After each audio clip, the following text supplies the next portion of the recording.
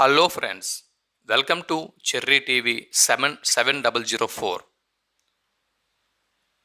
మొదటిసారి మన ఛానల్ని విజిట్ చేసిన వారు వెంటనే సబ్స్క్రైబ్ చేసుకుని పక్కనే ఉన్న బెల్ ఐకాన్ మీద క్లిక్ చేయండి. ఇకపోతే మనం జనరల్ నాలెడ్జీ బిట్లను ప్రారంభిద్దాం. Bit number 1. సింధు నాగరికత ప్రజలు పండించిన ప్రధాన పంటలు ఏవి? సింధు నాగరికత ప్రజలు పండించిన ప్రధాన పంటలు ఏవి?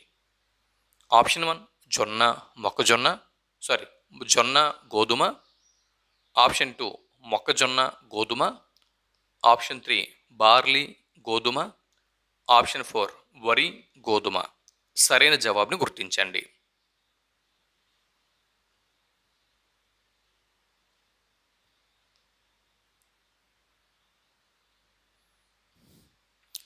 జవాబు ఆప్షన్ 3 బార్లీ గోధుమ సరైనటువంటి జవాబు. సింధు నాగరికత ప్రజలు పండించిన ప్రధాన పంటలు బార్లీ మరియు గోధుమ.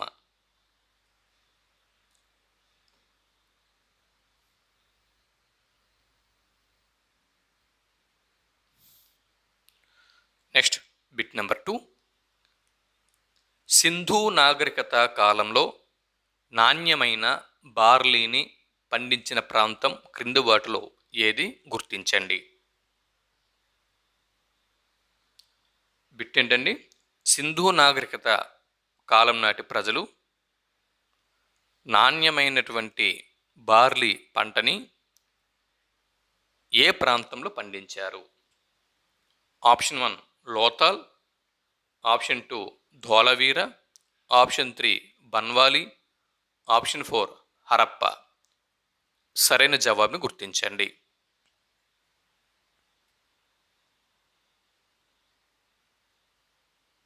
జవాబు ఆప్షన్ 3 బన్వాలి సరైనటువంటి జవాబు. సింధు నాగరికత కాలంలో బన్వాలి ప్రాంతంలో నాణ్యమైన బార్లీని పండించడం జరిగింది.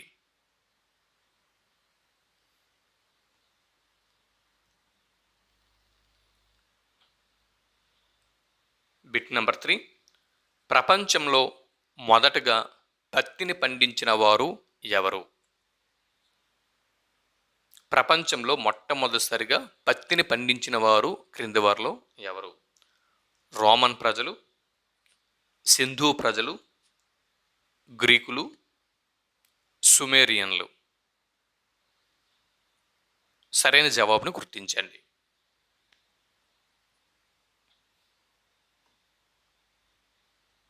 జవాబు ఆప్షన్ 2 సింధు ప్రజలు సరైనటువంటి జవాబు. ప్రపంచంలో మొదటగా పత్తిని పండించిన వారు సింధు ప్రజలు.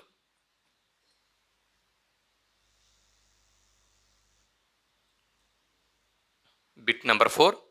ఆల్ బస్టర్ అనే తూనిక రాయిని ఉపయోగించిన వారు క్రింది వారిలో ఎవరు? ఆల్ బస్టర్ అనే తూనిక రాయిని ఉపయోగించిన వారు క్రింది వారిలో ఎవరు? గ్రీకులు, సింధు ప్రజలు, సుమేరియన్లు, రోమన్లు. సరైన జవాబును గుర్తించండి.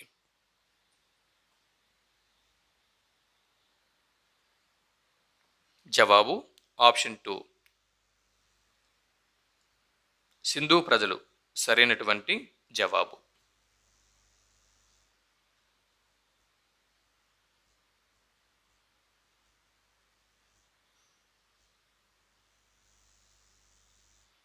సింధు ప్రజలు సరైనటువంటి జవాబు. సింధు ప్రజలు ఆల్ బస్టర్ అనే తూనిక రాయిని ఉపయోగించారు.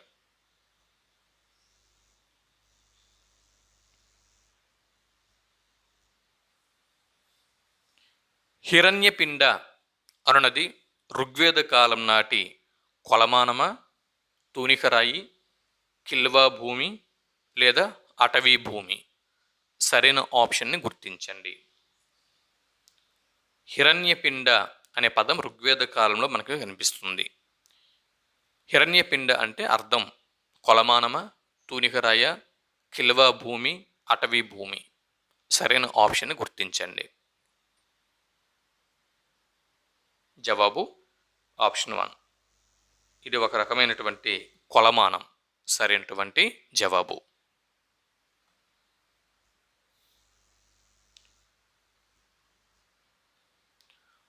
6వ బిట్టు.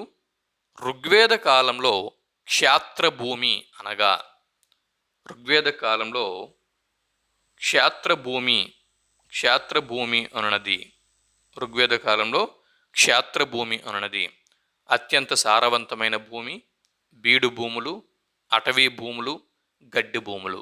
సరైన జవాబుని గుర్తించండి.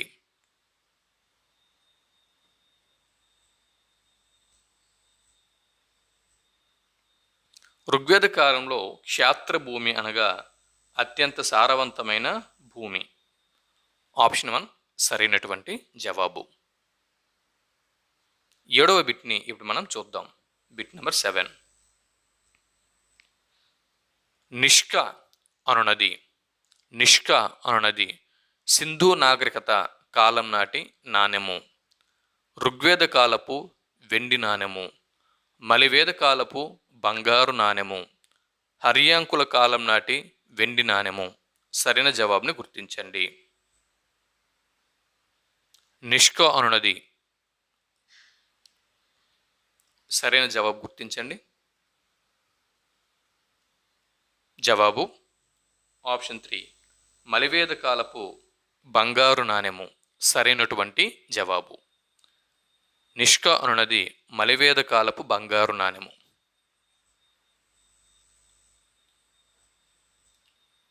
Bit number 8. క్రింది వాటిలో కుసిదన్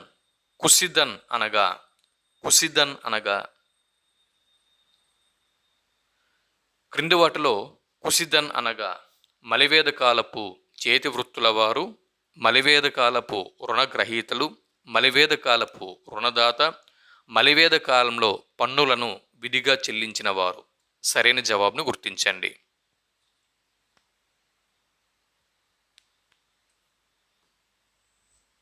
జవాబు మలివేద కాలంలో మలివేద కాలపు రుణగ్రహీతలను కుసిదన్ అని పిలిచేవారు.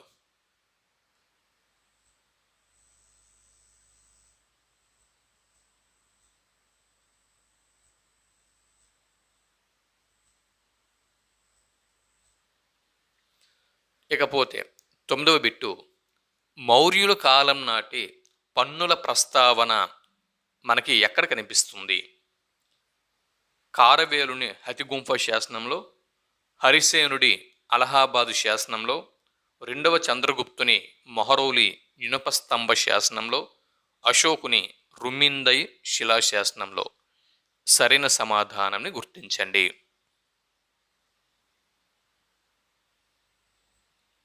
జవాబు అశోకుని రుమిందై శిలాశాసనంలో మౌర్యుల కాలం నాటి పన్నుల ప్రస్తావన కనిపిస్తుంది.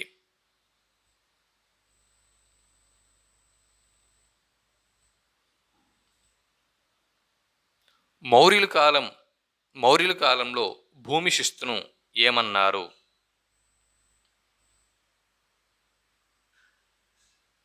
మౌర్యుల కాలంలో భూమి శిస్తును ఏమన్నారు?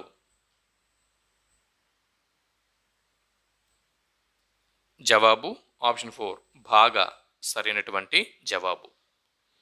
ఇదిగోండి ఈ 10 బిట్లకు సంబంధించిన 10 బిట్లు, వాటి యొక్క కీ కూడా ఇక్కడ మీకు నేను అందుబాటులో ఉంచాను. ఈ వీడియో నచ్చితే ఒక లైక్ ఇవ్వండి. బిట్లు ఉపయోగకరంగా ఉంటే కామెంట్ చేయండి.